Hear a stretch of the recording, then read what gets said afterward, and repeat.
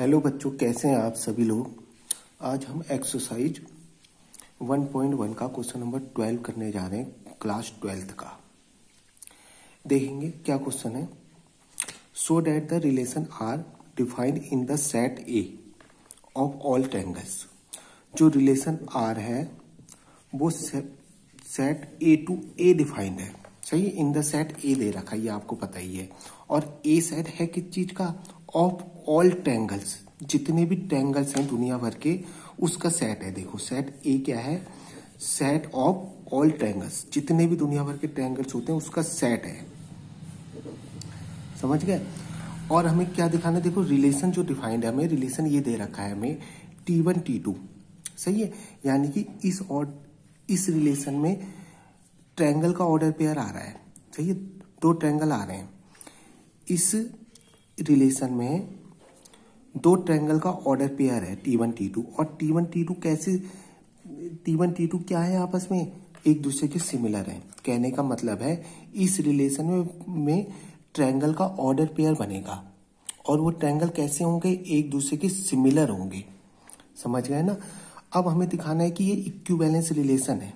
सही है, इससे आगे एक क्वेश्चन और जुड़ा है, इससे आगे एक क्वेश्चन और जुड़ा है। पहले हम क्या कर रहे हैं कि इस रिलेशन को इक्विवेलेंस रिलेशन दिखा देते हैं। सही है, आपको पता ही है कोई रिलेशन इक्विवेलेंस कब होता है? जब वो रिफ्लेक्सिव भी हो, सिमेट्रिक भी हो, ट्रांजिटिव भी हो। देखो देखेंगे, जो हमें रिलेशन दे रखा है वो हमें दे रखा है कि T1 T2। सही है, यानी कि T1 और T2 दो ट्रायंगल एक दूसरे से रिलेटेड है। समझ गए, T1 और T2 दो ट्रायंगल एक दूसरे से रिलेटेड है। कब रिलेटेड है? जब वो आपस में सिमिलर होंगे। समझ गए, यानी कि कहने का मतलब है इसमें उन्हीं ट्रायंगल का ऑर्डर पेयर आएगा। इस रिलेशन में उन्हीं ट्रायंगल का ऑर्डर पेयर आएगा जब वो एक दूसरे के सिमिलर होंगे। समझ गए ना, यानी कि दो ट्रायंगल एक दूसरे से कैसे रिलेटेड है? दो ट्रायंगल एक दूसरे से रिलेटेड तब होंगे जब वो एक दूसरे के सिमिलर होंगे। समझ गए होंगे आप। अब हमें क्या दिखाना है? इसे रिफ्लेक्सिव दिखाना है, सिमेट्रिक दिखाना है, ट्रांजिटिव दिखाना है। देखो बहुत आसान है रिफ्लेक्सिव के लिए। रिफ्लेक्सिव में आपको पता है क्या लेते हैं? डबलेट लेते हैं। सही है, अब आपको पता है जब डबलेट लेते हैं यानी कि सेम ट्रायंगल लेंगे, दो सेम ट्रायंगल लेंगे।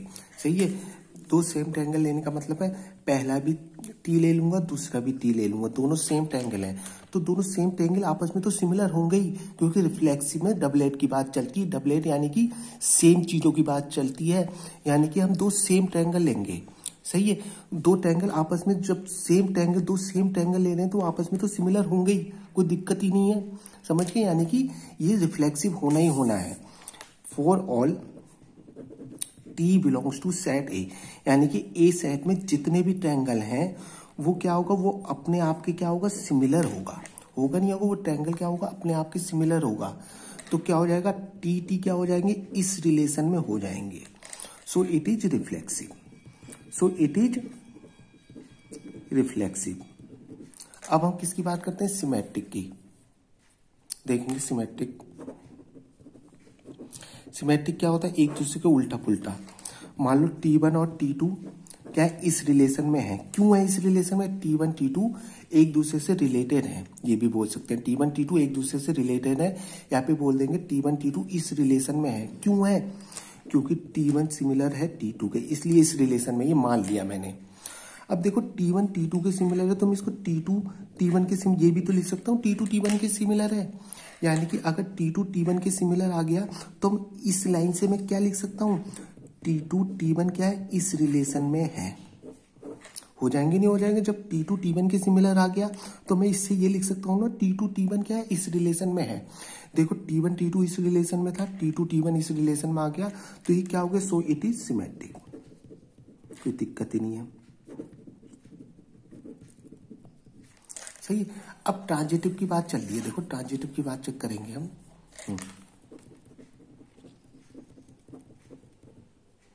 ट्रांजिटिव की बात करने जा रहे हैं। ट्रांजिटिव के लिए आपको पता ही है T1 T2 को इस रिलेशन में मान लिया एंड T2 T3 को इस रिलेशन में मान लिया मैंने। सही, मैंने मान लिया कि T1 T2 इस रिलेशन में है, T2 T3 इस रिलेशन में, क्योंकि ट्रांजिटिव में ये लेके चलते हैं, आपको पता ही है पहले से।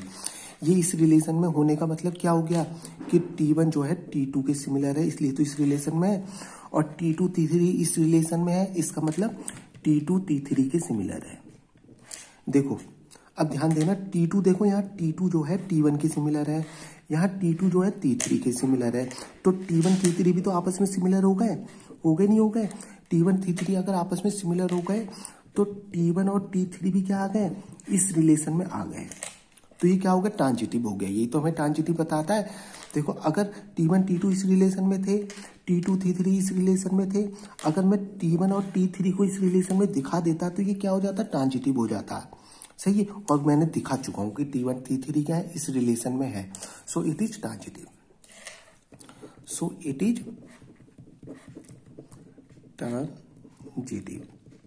सही है, ये मैंने, अगर ये ट्रांजिटिव हो गया, देखो रिफ्लेक्सिव भी हो गया, सिमेट्रिक भी हो गया, ट्रांजिटिव हो गया, तो हमारा रिलेशन क्या है, सो relation is equivalence relation. So relation is equivalence relation हो गया हमारा।